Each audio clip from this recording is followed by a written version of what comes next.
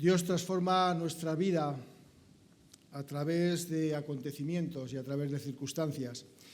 Cuando he tenido la oportunidad de tener discipulado con alguno de los hermanos, la primera de las reflexiones que hemos intentado hacer o el acompañamiento que hemos intentado tener tiene que ver o ha tenido que ver precisamente con lo que hemos llamado las circunstancias cruciales de la vida.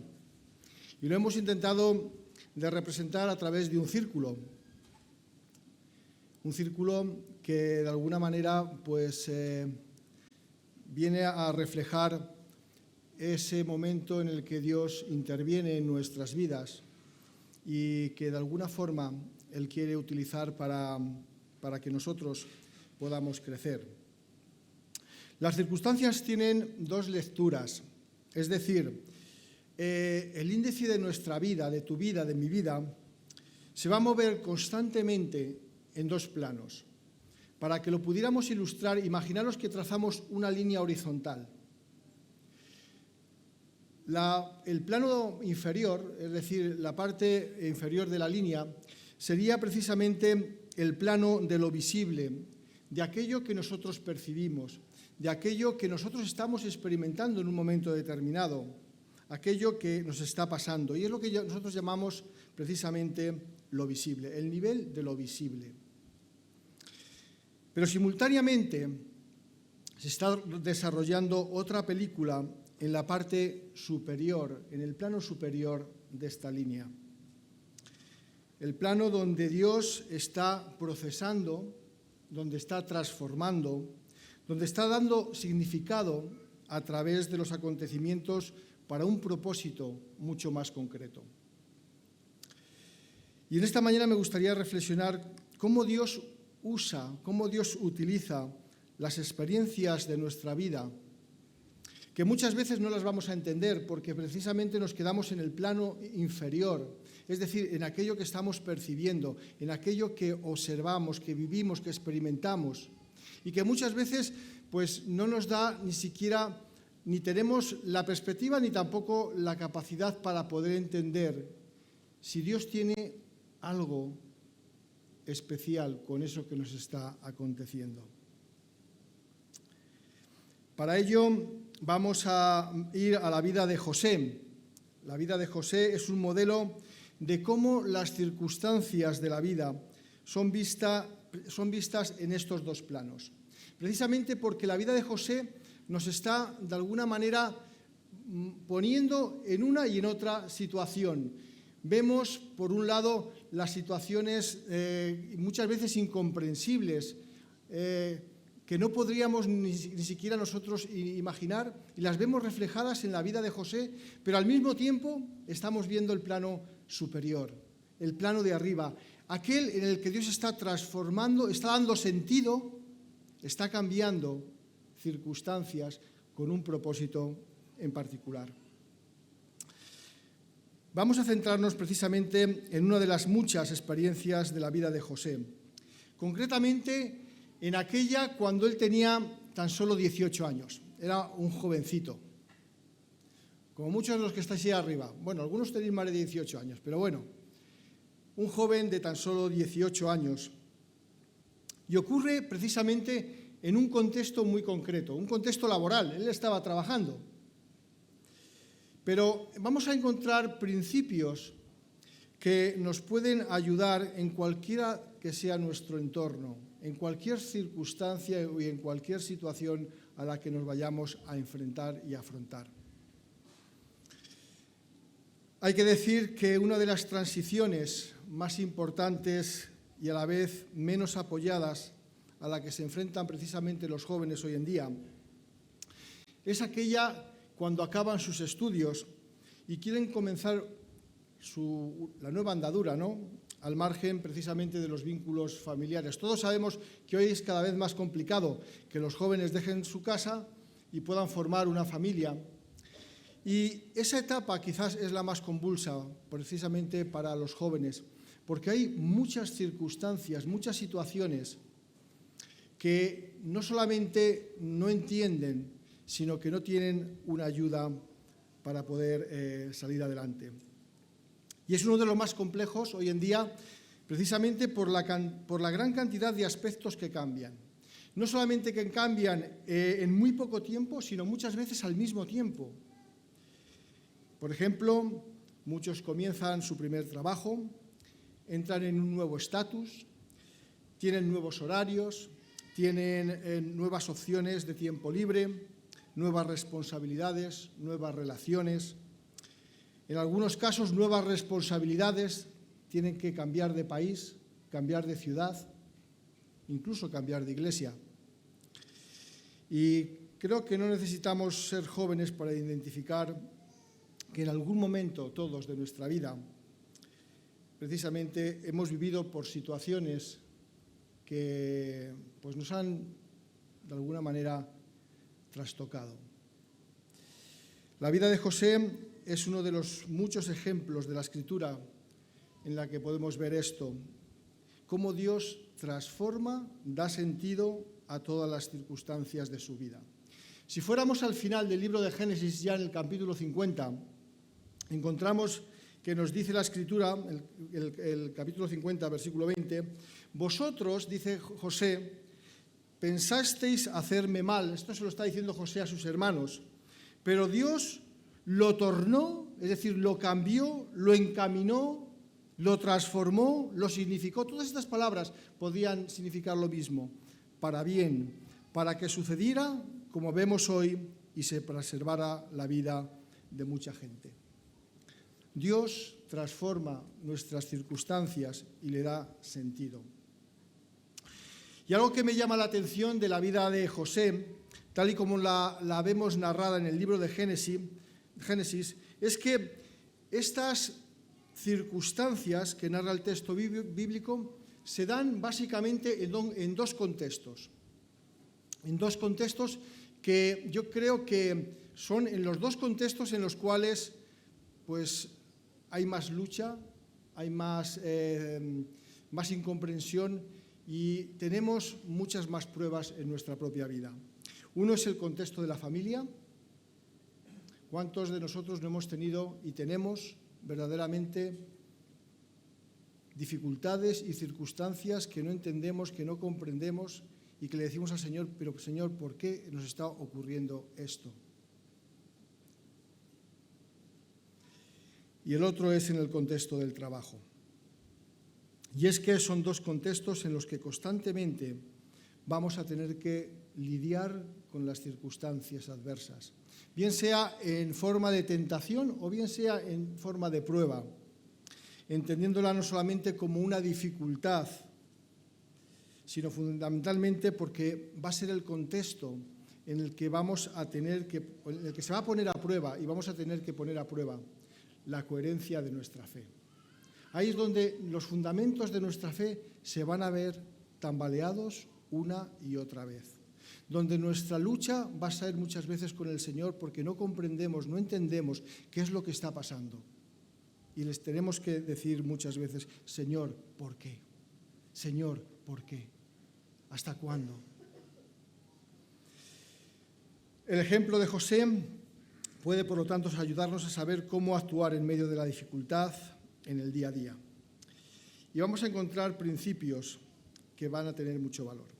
Lo primero que vamos a ver es, en el capítulo 39, cuál es el momento en el cual tuvo esa dificultad José, en forma de prueba, en forma de tentación. Y fijaros lo que nos dicen los primeros 6 versículos del capítulo 39.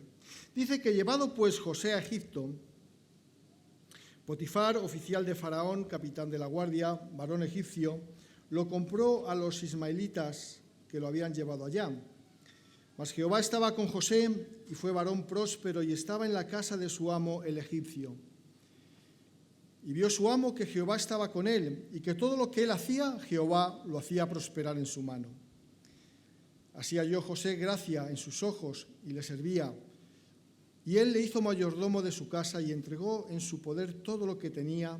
Y aconteció que desde cuando él le dio el encargo de su casa y todo lo que tenía, Jehová bendijo la casa del egipcio a causa de José, y la bendición de Jehová estaba sobre todo lo que tenía, así en la casa como en el campo. Y dejó todo lo que tenía en mano de José, y con él no se preocupaba de cosa alguna, sino del pan que comía, y era José, de hermoso semblante y bella presencia. Es interesante, pero una de las primeras cosas que vemos en la vida de José, después de todo lo que él había sufrido, si vamos a los capítulos anteriores, vemos realmente todo el problema familiar que tuvo, todas las crisis y todas las circunstancias adversas que tuvo que vivir en su familia. Y vemos que no solamente es vendido por sus hermanos a los ismaelitas, sino que cuando llega a un país que es totalmente ajeno, un país muy lejos de donde se encontraba su familia, donde estaban todas sus raíces, resulta que es vendido pues también a un oficial de Faraón, uno de los gobernantes de Egipto. Y es muy interesante porque lo primero que nos llama la atención es que en la vida de José, a partir de ese momento, todo cambia. Todo empieza a irle bien, empieza a prosperar, a tener, vamos a decir, éxito. Pero lo que me llama también la atención es cómo Dios utiliza precisamente eso en la vida de José. Fijaros que lo que nos está diciendo en los primeros versículos es que gracias a lo que nosotros llamaríamos el testimonio, pues no solamente José prospera, sino que todo lo que hay en la casa de Faraón se ve prosperado. Es decir, que no somos conscientes muchas veces que simplemente con la presencia que nosotros podemos tener allí donde nos encontramos, a donde el Señor nos ha puesto, en este lugar, en este caso en un lugar de trabajo, el Señor puede utilizarlo para bendición. Para bendición no solamente nuestra, sino para bendición de, en este caso, nuestros jefes, nuestro trabajo. Y tenemos que pensar que José, siendo un joven de 18 años, pues de una forma muy rápida está promocionando, de ser un esclavo, de venir y ser vendido, pues vemos cómo él va escalando, nos dice el texto, hasta llegar a ser mayordomo. Es decir, pues el principal de la casa del gobernador de Egipto. De alguna manera hay un cierto paralelismo entre la vida de José y la vida de otro profeta, en este caso del profeta Daniel, también siendo muy joven y siendo deportado, en este caso, a Babilonia, y siendo puesto también bajo las órdenes de Nabucodonosor y teniendo que ser uno de los sirvientes. Y vemos cómo, al igual que en el caso de José, Dios estuvo con Daniel, Dios prosperó a Daniel, y también como en el caso de José, podemos ver en el caso de Daniel cómo Dios no solamente estuvo con él, sino que también él tuvo que afrontar y soportar dificultades y pruebas. Pero también es posible que era la primera vez, en este caso, en el caso de José, que experimenta tranquilidad, que experimenta éxito, que experimenta prosperidad. Hasta ese momento todo había sido pues, un cúmulo de circunstancias, de situaciones totalmente adversas. Sin embargo, ahora es como si todo cambiase. Ahora era algo todo totalmente positivo. Y todos sabemos que el éxito es una espada de doble filo.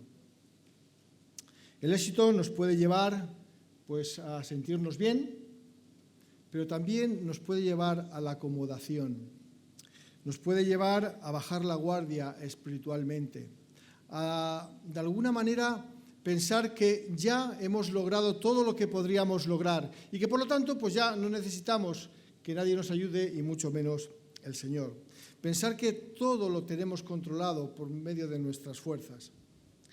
No nos damos cuenta que los lugares de lucha espiritual que diariamente tenemos, pues precisamente son lugares en los que nuestras fuerzas, nuestro potencial es muchas veces muy escaso. Porque se nos conoce perfectamente. Sabemos y saben ellos, las personas que están a nuestro alrededor, cuáles son nuestras carencias, cuáles son nuestros defectos, cuáles son nuestras debilidades. Y esto lo vemos también luego, lo vamos a ver en la vida de José. también muchas veces ocurre que creamos alrededor nuestro lo que podemos llamar espacios de impunidad, pensando que podemos ser espirituales en ciertas circunstancias. Eso nos pasa, a mí me pasa muchas veces. Pienso que puedo ser espiritual en un entorno concreto, pero en el trabajo tengo que ser profesional. Y el Señor me pide que yo sea espiritual tanto en el trabajo como cuando estoy en la familia, como cuando estoy también en la iglesia. Pero fijaros, José tenía una mochila familiar. José se podía sentir odiado por sus hermanos, podía sentirse que tenía grandes carencias de afecto y de cariño, principalmente porque él, cuando tenía 7 años, perdió a su madre. Todos recordáis el pasaje cuando Raquel muere al dar a luz a Benjamín, el pequeño, y entonces, pues José solamente tenía 7 años, es decir, que había ciertas carencias emocionales muy profundas en la vida de José también. Y ahora se encuentra en otra tierra en la cual precisamente es aceptado, es valorado y con éxito en su vida. Por tanto, en cuanto al momento, fue un momento de prosperidad. Y creo que no es casualidad que el diablo escoja muchas veces precisamente los momentos de éxito, de prosperidad en nuestra vida, para hacernos tambalear. Yo creo que un ejercicio que es muy interesante es el reflexionar en lo que ha sido toda nuestra trayectoria vital, el reflexionar cuáles han sido los momentos en los que realmente nos hemos ido tambaleando. Habrá momentos en los que habrán sido momentos en los que no ha sido de éxito ni de prosperidad, pero veréis como en muchas ocasiones han sido en esos momentos en los que hemos bajado nuestra guardia y en los que el enemigo ha utilizado la oportunidad para poder atacarnos. En primer lugar, ese fue el momento, el cuándo. En segundo lugar, ¿en qué consistió la prueba para José? Bueno, pues el diablo no solamente escoge muchas veces el cuándo, sino que también escoge el qué. Sabe escoger el qué de la situación. Fijaros, como acabo de decir, José había perdido a su madre cuando solamente tenía 7 años. Por lo tanto, como también he dicho, tenía una carencia enorme de afecto y, por tanto, una gran necesidad de sentirse querido, de sentirse amado, especialmente por la figura femenina. Y fijaros lo que dice el versículo 7. Aconteció después de esto que la mujer de su amo puso sus ojos en José y dijo: duerme conmigo. En este caso se presenta la prueba como si de una historia actual de acoso sexual se tratase. No sé si sabéis, pero en España las estadísticas son, la verdad, que muy preocupantes en cuanto al acoso laboral se refiere. Es algo que cada vez va absolutamente a más. Y en este caso, pues vemos el acoso de una mujer, en este caso la jefa, hacia un hombre, hacia José. Y después veremos la manera en la que José responde a esa situación. Pero la realidad es que José podría haber justificado ese ofrecimiento de muchas maneras. Podría haber dicho, por ejemplo, es que se me puso a tiro. ¿Qué podía yo hacer? Es que se me puso a tiro, ¿verdad? Y entonces justificar precisamente el hecho de poder haberse acostado con ella. O, por ejemplo, podía haber dicho, es que, fíjate, es que la jefa, ¿cómo me ha presionado? Y claro, no he tenido otro remedio nada más que acostarme con ella. Digo porque estas son explicaciones que muchas veces yo escucho de mucha gente que cae en este tipo de situaciones.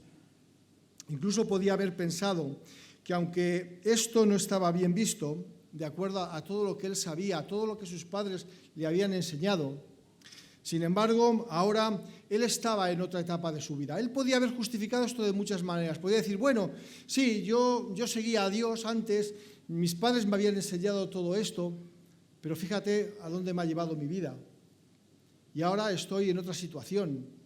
Y aquello era algo que, bueno, tuvo su lugar en un momento determinado, pero ahora, sin embargo, las cosas son diferentes. Además, si me acuesto con esta mujer, me va a ser un camino más corto para el éxito.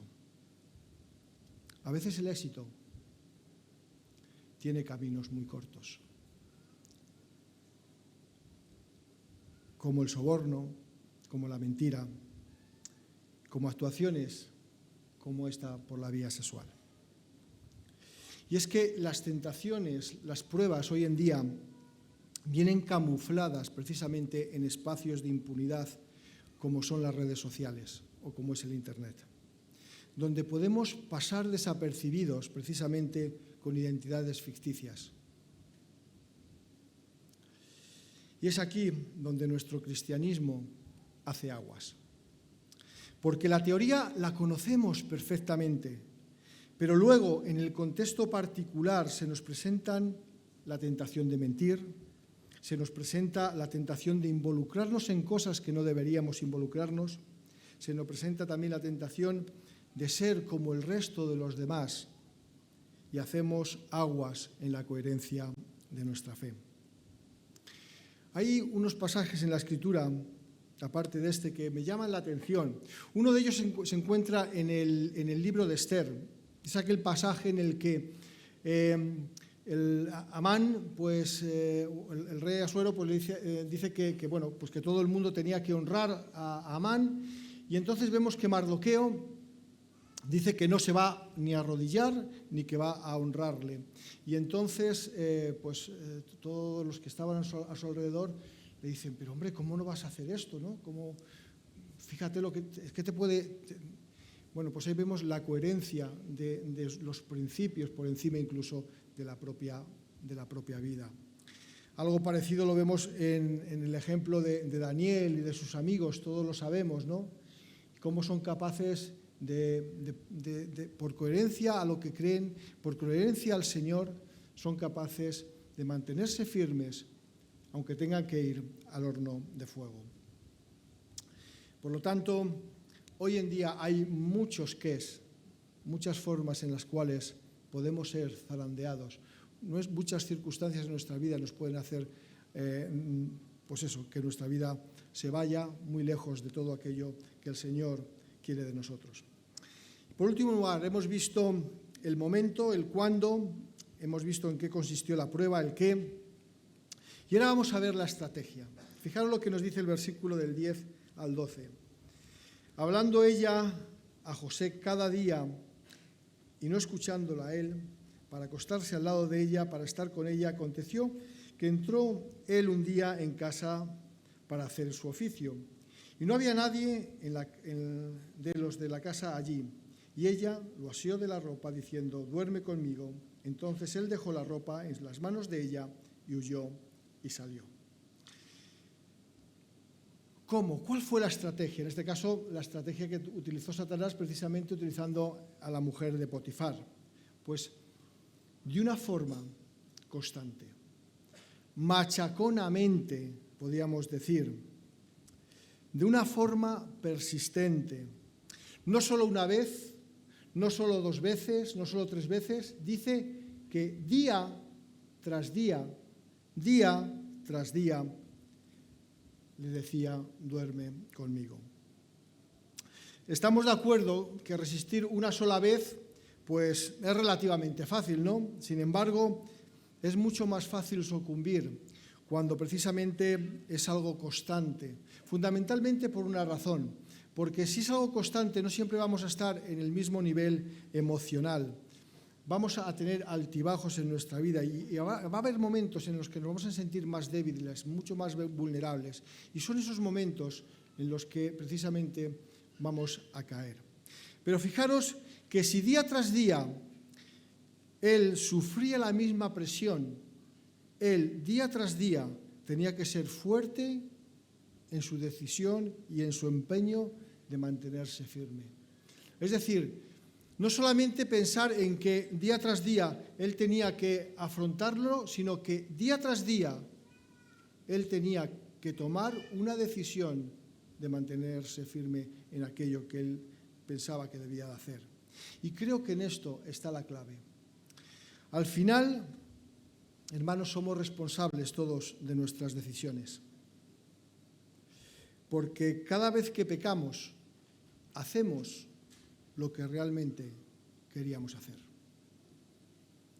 No podemos excusarnos en los demás. Cuando pecamos, hacemos lo que realmente queremos hacer.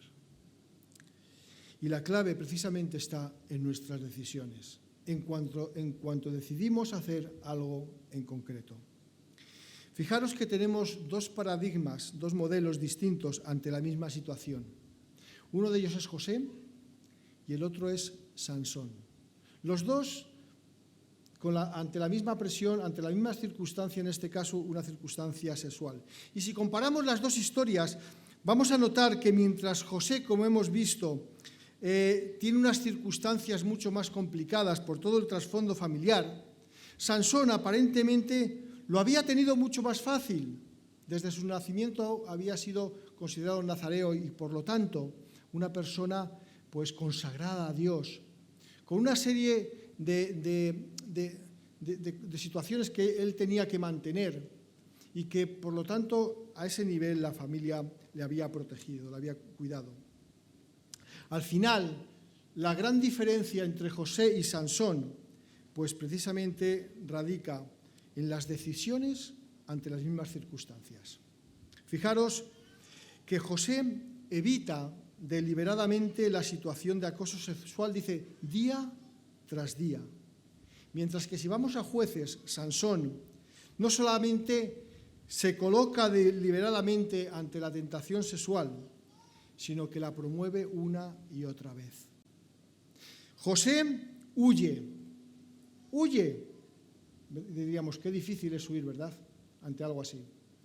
Sin embargo, lo fácil, en un sentido, es lo que le pasaba a Sansón, que de hecho dice el texto que descendía permanentemente para encontrarse con quien no debía de encontrarse, es decir, con una mujer filistea. José decide no violar los mandatos de Dios, aunque su decisión le va a traer consecuencias. En cambio, Sansón no solamente una vez, sino que en otra ocasión dice que ve a una mujer ramera de los filisteos y se llegó a ella como si no pasase nada. ¿Veis las diferencias? Uno huye, el otro busca. Al final son las decisiones. Y José tenía razones sólidas, firmes, para mantenerse firme en su decisión sin titubeos y decir, no voy a hacerlo. Y es ahí donde radica también toda la clave, en que nuestras decisiones, nuestras convicciones sean tan firmes, sean tan fuertes, que podamos darnos cuenta que por encima de esa presión, de esa tentación, de esa prueba, tenemos algo a lo que nos podemos agarrar. Su respuesta estaba basada precisamente en argumentos. No solo era algo sentimental, sino que tenían unos principios, tenía convicciones, tenía raíces. Fijaros, José menciona dos argumentos, pero dos argumentos que son de una brillantez extraordinaria. Fijaros lo que dice el versículo 8 y versículo 9. Dice, y él no quiso acostarse con ella y dijo a la mujer de su amo, he aquí que mi señor no se preocupa conmigo de lo que hay en casa y ha puesto en mi mano todo lo que tiene. No hay otro mayor que yo en esta casa y ninguna otra cosa me ha reservado sino a ti, por cuanto tú eres su mujer. ¿Cómo pues haría yo ese grande mal? ¿Cómo haría yo pues ese grande mal? Si mi jefe ha puesto en mí toda la confianza, ¿cómo yo voy a poder traicionarle de esta manera?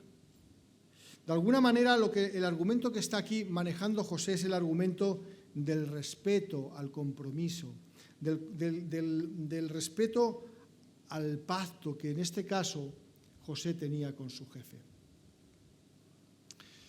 Hoy, sin embargo, estaremos todos de acuerdo que necesitamos 3 notarios, 2 abogados para que un pacto o para que la palabra de uno de nosotros pueda tener valor delante de otra persona. Y solamente lo podemos, no hace falta que vayamos muy lejos, solamente con que veamos a los famosos, da lo mismo, que sean deportistas, que sean artistas, que sean lo que sean. Precisamente cuando se casan, lo primero que hacen es intentar pues, dejar las cosas muy bien agarradas, no sea que luego el marido o la mujer les dejen como el gallo de Morón, ¿verdad? Sin plumas y cacareando. Y todos buscan precisamente el que... ¿Por qué? Porque la palabra hoy en día no tiene ningún valor. La lealtad, el compromiso, no tiene absolutamente nada. ¿Cómo haría yo ese grande mal? La fidelidad a la lealtad humana hacia el jefe en este caso. La segunda razón, la razón que menciona José, creo que es más importante. Porque dice, versículo 9 al final también, ¿y cómo pecaría contra Dios? ¿Y cómo pecaría contra Dios? Porque para José, Dios está presente. De hecho, nos dice la Escritura que Dios estuvo presente continuamente en la vida de José. Y eso me hace pensar si realmente yo puedo decir exactamente lo mismo. Si Dios está presente en mi vida, en cada situación, en cada circunstancia, que si yo realmente le hago partícipe de todo lo que me acontece en mi vida, en cualquier situación en la que yo me encuentro, yo puedo decir, Dios está presente, realmente yo estoy viviendo esa circunstancia como si Dios estuviera ahí a mi lado, presente. Pero para José, Dios está presente. Podríamos pensar, bueno, pero ¿qué hay de malo en algo tan simple como una relación sexual consentida? Él no estaba haciendo nada que dijéramos, bueno, pues mira, si es que la otra persona no tiene ningún inconveniente, o sea, que es algo consentido, no hay ningún problema. Bueno, ¿qué hay de malo en todo eso? Pero en la respuesta de José, lo que está encerrando es precisamente la esencia del pecado. No sé si recordáis Romanos capítulo 1, versículo 21, porque aquí es donde se encuentra la esencia del pecado, que dice que conociendo a Dios, no le dieron la gloria que él merece. Y la esencia del pecado no radica tanto en el mal que yo pueda hacer al prójimo, sino en el bien que dejo de hacerle a Dios. Muchas veces pensamos, bueno, pero no le estoy haciendo ningún mal al que tengo a mi lado. A lo mejor no ese es el problema, sino el bien que estás dejando de hacerle a Dios, la gloria que debes de estar dándole a Dios precisamente con tu actitud. Para la mujer de Potifar no había ningún inconveniente. Sin embargo, José era muy consciente de que de esa manera había un bien que estaba dejando de hacerle a Dios. Para terminar, no siempre el ser íntegro, es decir, el dar testimonio en un lenguaje evangélico, va a tener como resultado que las cosas nos van a ir bien. Y en ocasiones vamos a tener siempre que pagar un precio. El ser coherente con nuestra fe siempre va a suponer pagar un precio. Y en el caso de José, pues los resultados de esa decisión no fueron brillantes. Podemos ir a los versículos del 13 al 23 y veremos que como resultado de todo esto fue metido en la cárcel. Y yo creo que esto es una constante que vamos a tener que sufrir una y otra vez.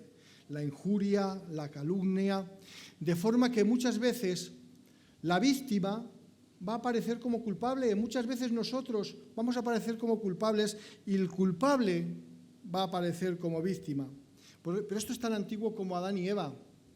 Esta es la gran mentira de Satanás, la gran mentira diabólica que lo que hace es distorsionar la verdad. Y fijaros la manera en la que ocurre aquí en el caso de José, versículo 17. Este hebreo que nos trajisteis vino a mí para deshonrarme.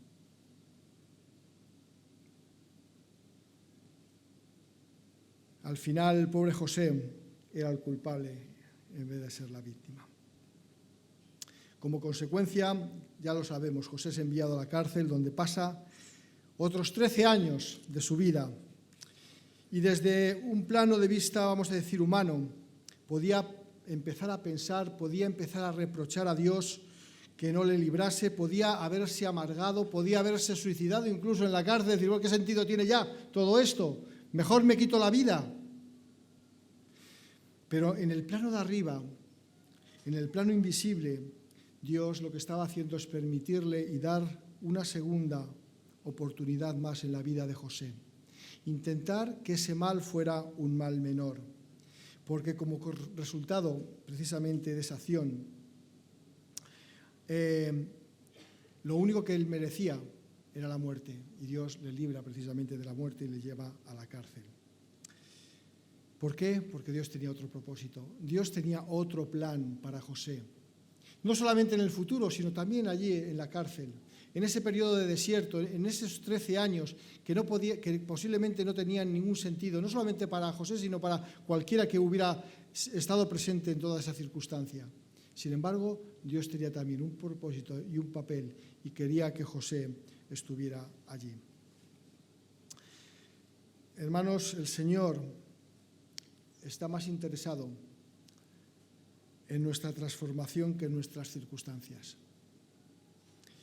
Y está más interesado en nuestra santidad que en nuestra felicidad.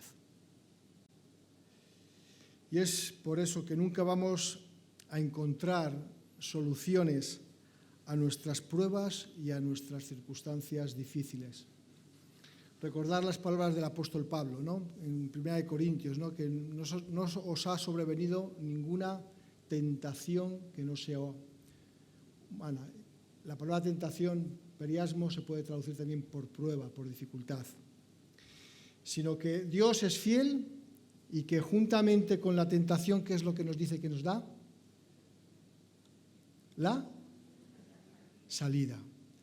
Nosotros lo que buscamos siempre es la solución. Pero Dios nunca nos va a dar soluciones a las circunstancias adversas. La solución es algo mágico. Pedirle al Señor que me solucione este problema es algo mágico.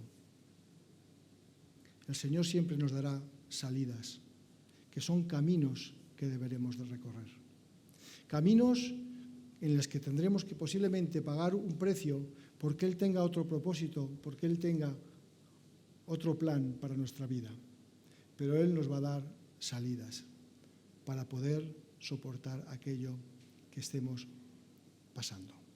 Vamos a pedir al Señor que nos ayude, porque seguramente que cada uno de nosotros tenemos hoy en día algo que vemos desde el plano inferior, desde este plano en el que solamente lo que tenemos delante de nuestros ojos pues nos hace a lo mejor dudar del amor, de la fidelidad de Dios para con nosotros.